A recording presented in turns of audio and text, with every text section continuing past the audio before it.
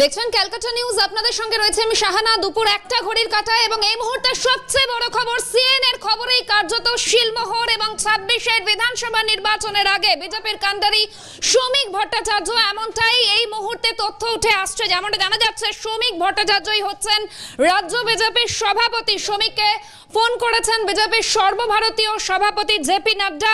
আজই মনোনয়ন জমা দেবেন শ্রমিক ভট্টাচার্য, এই তথ্য উঠে আসছে। অর্থাৎ সিএনএর খবরেই শিলমোহর এবং এই মুহূর্তের বড় খবর, বিজেপির কাণ্ডারি শ্রমিক ভট্টাচার্য 2026-এ বিধানসভা নির্বাচন, শ্রমিক ভট্টাচার্যই হচ্ছেন রাজ্য বিজেপির সভাপতি। এই মুহূর্তে সরাসরি সঙ্গে রয়েছেন প্রতিনিধি প্রীতিশ বন্দ্যোপাধ্যায়। প্রীতিশ, ঠিক কি তথ্য এই মুহূর্তে উঠে আসছে? সিএনএর খবরেই কি শিলমোহর পড়ল অবশেষে?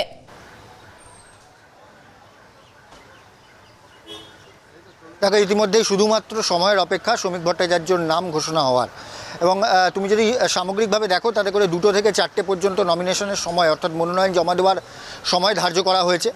নির্ঘণ্ট গতকালই প্রকাশ করে দেওয়া হয়েছিল, বিজ্ঞপ্তি জারি করে দেওয়া হয়েছিল। এবং জগৎপ্রকাশ নাড্ডা অর্থাৎ বিজেপির যিনি সর্বভারতীয় সভাপতি রয়েছেন, তিনি শ্রমিক ভট্টাচার্যকে কিছুক্ষণ আগে ফোন করেছিলেন এবং ফোন করে তিনি সামগ্রিকভাবে সম্পূর্ণ প্রক্রিয়া সম্পর্কে তিনি জানিয়েছেন। এবং আর কিছুক্ষণের মধ্যেই শ্রমিক ভট্টাচার্য তিনি কিন্তু বিজেপির যে নির্বাচনী কার্যালয় রয়েছে অর্থাৎ সল্টলেকে তিনি সেখানে এসে পৌঁছাবেন এবং তারপরে তিনি কিন্তু নমিনেশন জমা করবেন, এমনটাই কিন্তু সূত্রের খবর। এবং অন্যদিকে তুমি যদি দেখো, তাতে করে ইতিমধ্যেই যারা বিজেপির যে সমস্ত নেতারা রয়েছেন তারা প্রত্যেকে ধীরে ধীরে আসতে শুরু করেছেন এবং নমিনেশন প্রক্রিয়ার জন্য যে উপরে যে জায়গা করা হয়েছে সেখানেই কিন্তু নমিনেশন তিনি জমা দেবেন।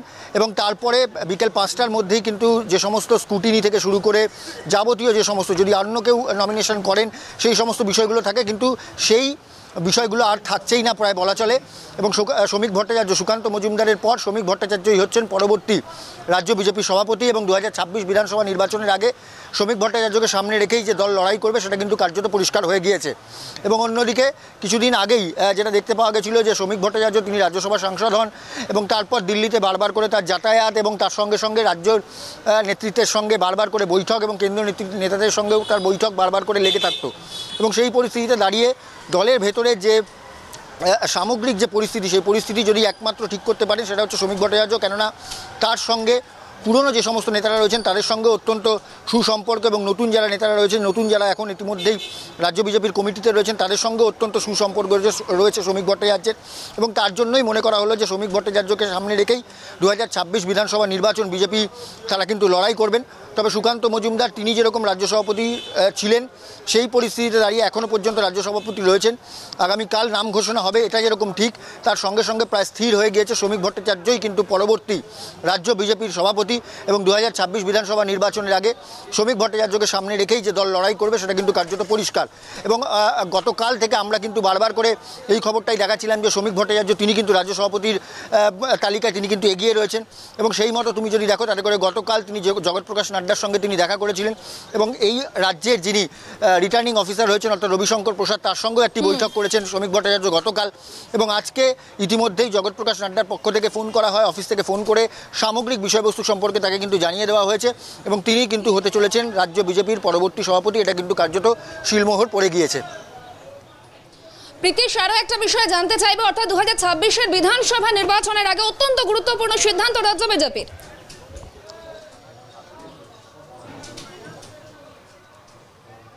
দেখো, অবশ্যই, কেননা আর কিছুদিন বাকি, বছর ঘুরলেই কিন্তু 2026 বিধানসভা নির্বাচন হতে চলেছে।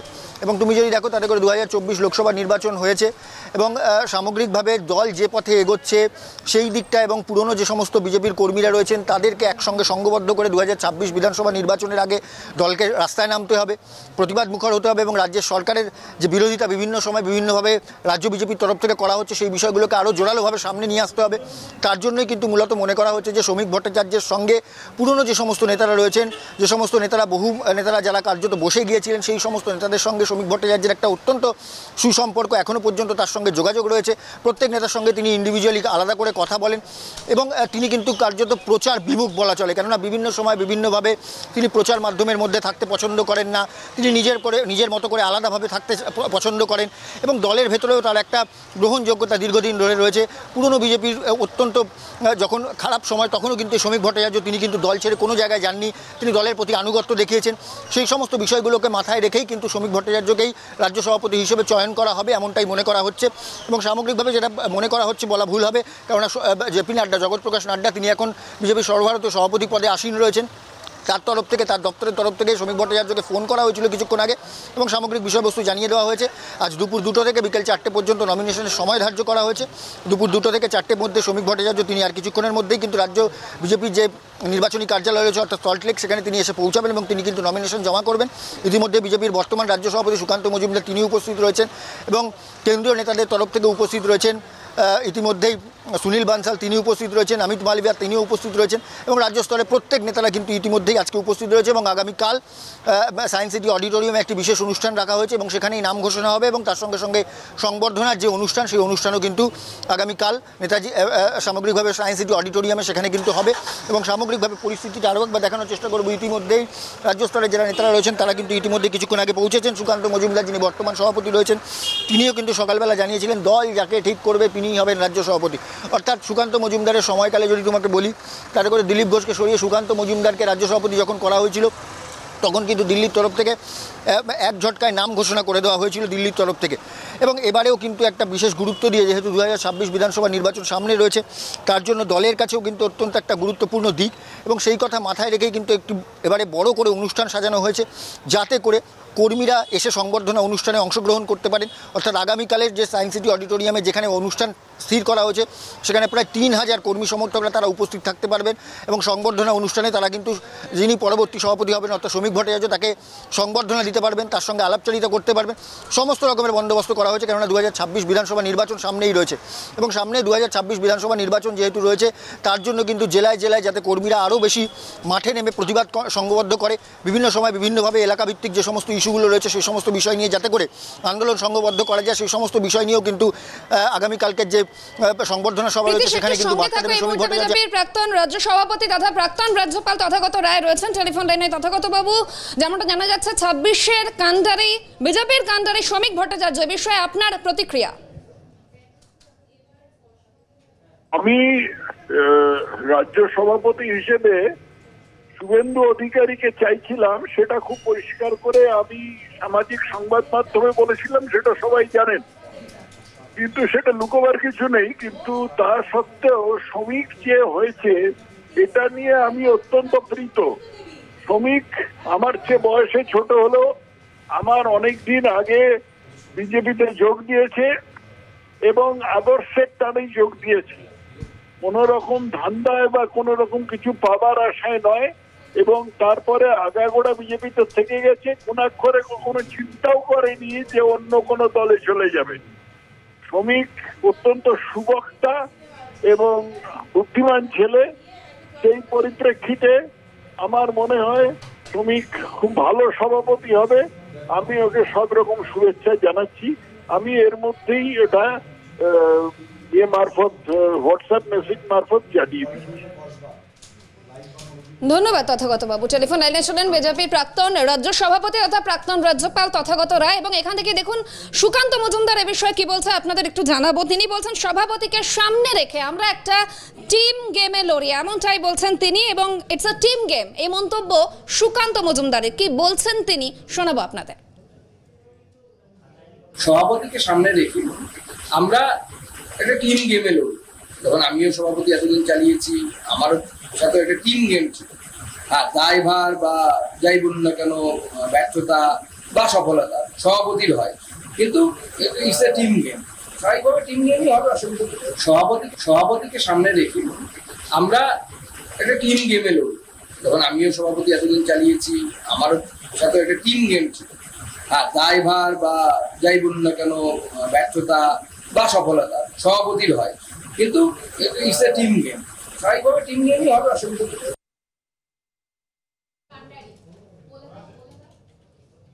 সুকান্ত মজুমদারের প্রতিক্রিয়া আপনাদের শোনালাম। আমি আরো একবার প্রীতিশের কাছে যাব। প্রীতিশ, অর্থাৎ এই মুহূর্তে যে সার্বিক পরিস্থিতি তাতে এমনটা কি বলা যেতেই পারে নাম ঘোষণা এখন শুধুমাত্র সময়ের অপেক্ষা?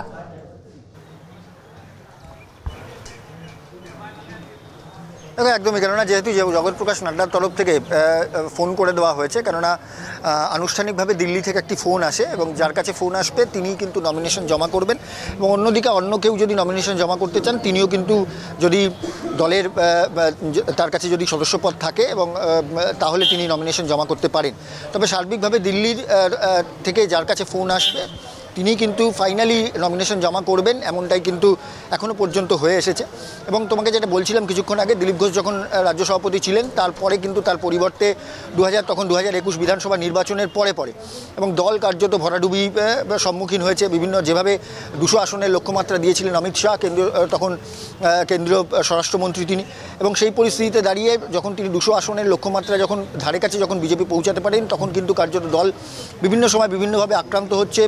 তৃণমূলের শাসক দলের তরফ থেকে বিভিন্ন সময় বিভিন্নভাবে আক্রান্ত হওয়ার পর দল যখন কার্যত মুচড়ে পড়েছে সেই সময় কিন্তু রাজ্য সভাপতি হিসেবে দায়িত্ব নিয়েছিলেন সুকান্ত মজুমদার।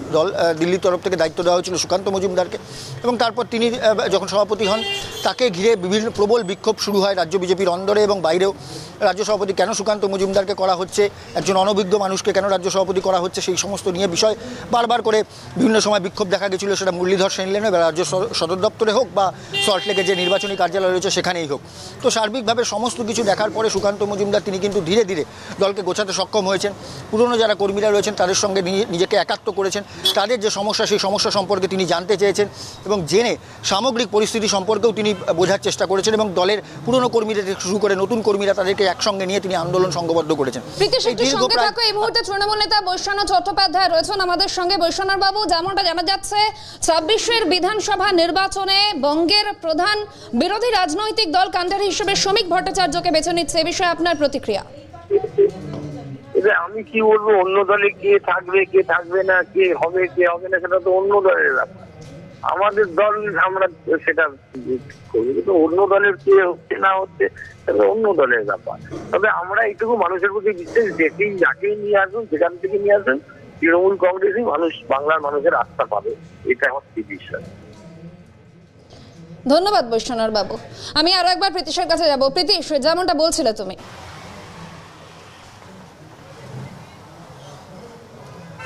তারপর কিন্তু সুকান্ত মজুমদার দীর্ঘদিন ধরে তিনি রাজ্য সভাপতি পদে রয়েছেন এবং প্রবল যে বিক্ষোভ কার্যত তাকে ঘিরে চলছিল, বিভিন্ন সময় তার বিরুদ্ধে পোস্টার পড়েছে এবং তারপর কিন্তু দলের যারা পুরনো কর্মীরা তারা রয়েছেন তাদের সঙ্গে তিনি কথা বলেছেন, তাদেরকে কাছে টানতে সক্ষম হয়েছেন, তাদেরকে নিয়ে আন্দোলনও করেছেন এবং বিভিন্ন সময় নতুন যারা কর্মীরা রয়েছেন তাদের সঙ্গেও কিন্তু নতুন যে সমস্ত সংগঠনের যারা নেতারা রয়েছেন তাদের সঙ্গেও একসঙ্গে থেকে যে আন্দোলন করা এবং দলকে সাজিয়ে তোলা, সংগঠনকে সাজিয়ে তোলা, সেই সমস্ত বিষয়গুলো সুকান্ত মজুমদার করেছেন এবং তাকে সামনে রেখে 2024 লোকসভা নির্বাচনে সামনে গেছিল বিজেপি এবং সেখানে তারা কিন্তু 12টি আসন জয়লাভ করেছে।